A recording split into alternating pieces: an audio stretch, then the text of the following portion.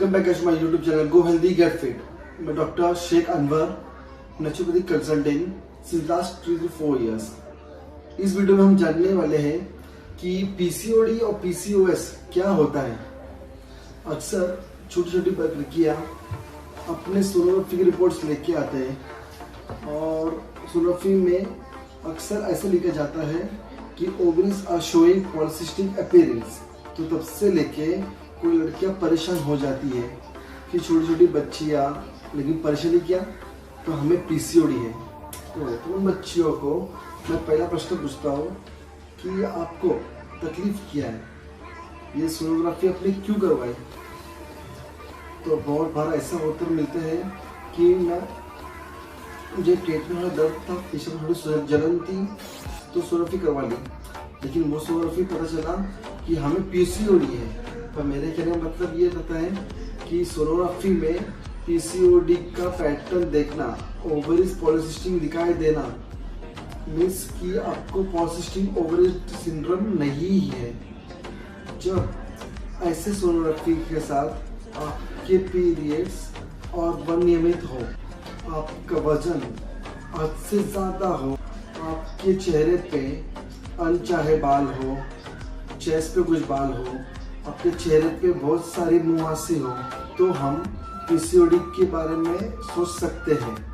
American society of reproduction ने ऐसे बताया है कि नीचे मैं बताऊंगा, उसमें से 2 लक्षण रहेंगे जो आपको पीसीओडी है। सोनोग्राफी में पॉलिसिस्टिक ओवरी दिखाई देना एक, और दूसरी बात कि अपने चेहरे पे अनचाहे बाल, मुहासे रहना, या हमारे ब्लड में एंड्रोजेन, एस्ट्रोजेस्टेरोन, डीएचए मात्रा रहना, ये दूसरी लक्षण। और तीसरा महत्वपूर्ण लक्षण रहता है कि एमसी का रुक के आना, एमसी डिले हो जाना। सो इन तीनों लक्षणों में से 2 लक्षण जो होते हैं तो हम उससे पीसीओडी कहलाते हैं। लेकिन हमें प्रश्न पड़ता है कि ये होता क्यों है। कुछ लोगों में कि थोड़ा सा जेनेटिक प्रीडिस्पोजिशन रहने के चांसेस रहते हैं। अपनी माँ को जब पीसीओएस रहता है, बहन को जब पीसीओएस रहता है, मासी को पीसीओएस रहता है, तो हमें भी पीसीओएस होने के चांसेस रहते हैं। और पीसीओडी और पीसीओएस ये दोनों सेम ही है। कोई इसे पॉलिसिस्टिक ओवरी डिजीज बोलता है, कोई इसे पॉलिसिस्टिक ओवरी सिंड्रोम बोलता है। दूसरी महत्वपूर्ण बात ये रहती है कि हमें लाइफस्टाइल बहुत ही बेकार हो गई है अभी। पीसीओडी को लाइफस्टाइल डिसऑर्डर कहलाता है, जो हमारा वजन हद से ज़्यादा बढ़ जाता है। हमारे डाइट में फॉल्टी रहता है, उसमें ज़्यादा जंक फूड रहते हैं, ऑयली फूड रहती है, प्रोटीन की मात्रा कम रहती है, विटामिन की मात्रा कम रहती है। हम ज़्यादा जब प्रोसेस फूड खाते हैं तो क्या होता है कि हम जब बिल्कुल एक्सरसाइज नहीं करते हैं, एक्सरसाइज यानी कि एरोबिक काइंड ऑफ एक्सरसाइज, जिससे हमारे हार्ट बीट बढ़ जाता है, हमें स्वेटिंग होती है, हमारे दिल की धड़कन बढ़ जाती है, इस टाइप का एक्सरसाइज नहीं होता है, हमारा वजन बढ़ जाता है।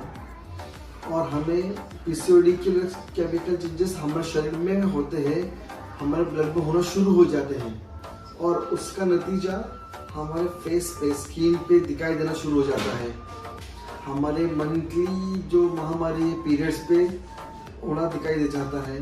पीसीओएस ये यंग गर्ल में दिखाई देता है, तो उसका महत्वपूर्ण रीजन होता है कि लाइफस्टाइल चेंजेस, लाइफस्टाइल डिसऑर्डर। तो आइए देखते हैं हम ये पीसीओडी केसेस में हमारे पीरियड्स अनइवन क्यों होते हैं। हमने पीसीओएस में अपने ओवरीज बहुत ज़्यादा बड़ी हो जाती है, उसमें बहुत सारे अंडे बनते हैं, बहुत सारे हार्मोन चेंजेस आते हैं, और इन सारी वजहों से हमारे पीरियड्स अनियमित हो जाते हैं। जैसे कि नॉर्मल पीरियड जो होते हैं, तब हर महीने में पीरियड्स के मध्याह्न में एक अच्छा खासा अंडा तैयार हो जाता है।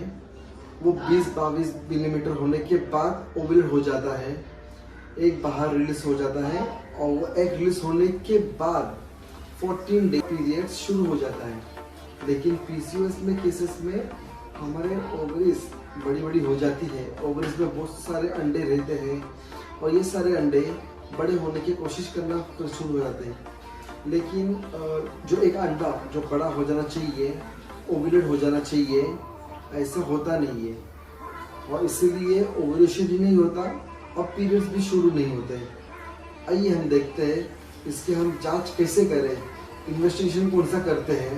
एक तो महत्वपूर्ण होता है जांच, जो मैंने बता दिया हो, वो होता है सोनोग्राफी, और उसके साथ ही साथ हमें ब्लड की टेस्ट करना ज़रूरी होती है। ये ब्लड में हम महामारी के पीरियड्स के दूसरे दिन की हार्मोन की जांच करते हैं। उसमें हम FSH लेवल, LH लेवल मात्रा देखते हैं। ये FSH और LH का रेशियो देखते हैं। हम फास्टिंग स्टेज में इंसुलिन की मात्रा देखते हैं। उसके बाद जो शक्कर लेके 2 घंटे में वापस इंसुलिन की मात्रा देखते हैं, कितना बढ़ा है कितना नहीं। यूजुअली PCOS में इंसुलिन का रेजिस्टेंस बढ़ जाता है और ये फास्टिंग और PP इंसुलिन की मात्रा बहुत ज़्यादा बढ़ जाती है। इसके साथ ही साथ हम थॉयराइड की मात्रा देखते हैं, प्रोलैक्टिन मात्रा की देखते हैं। और देखा जाए तो ये जब ये चेहरे पे अनचाहे बाल हो, बहुत सारे मुहासे हो, तो हम मेल हार्मोन्स भी टेस्ट करवाना चाहते हैं, जैसे कि टेस्टोस्टेरोन करते हैं, DHEA करते हैं। तो इतनी बड़ी लंबी लिस्ट रहती है कि PCOD की, PCOS के इन्वेस्टिगेशन की, लेकिन डॉक्टर ये चूज करेंगे कि आपके केस में कौन कौन सी इन्वेस्टिगेशन करना है। जब हम PCOS की और ट्रीटमेंट की बात करते हैं तो हमें बहुत सारी चीज़ों का ध्यान रखना होता है। हमारे जो चेहरे पे जो अनचाहे बाल, मुहासे, तो उसको कैसे टैकल करना है। दूसरी बात रहती है कि हमारा ओवुलेशन ठीक तरह से नहीं होता और हम कंसीव नहीं कर पाते हैं, तो ट्रीटमेंट का मोड डिफरेंट रहता है। अभी देखा जाए हमारे पीरियड्स अनियमित हो, उनको रेगुलर कैसा करना है, तो हमारी ट्रीटमेंट दूसरी तरफ जाती है। ट्रीटमेंट देते वक्त हमें ये भी चीज़ों का ख्याल रखना पड़ता है कि पेशेंट मैरिड है या अनमैरिड है, उनको बेबी चाहिए या बेबी नहीं चाहिए। इन सारी चीज़ों का हमारी ट्रीटमेंट डिसाइड होती है। तो इस वीडियो में मैंने PCOS के बारे में जानकारी देने की कोशिश किया हूँ।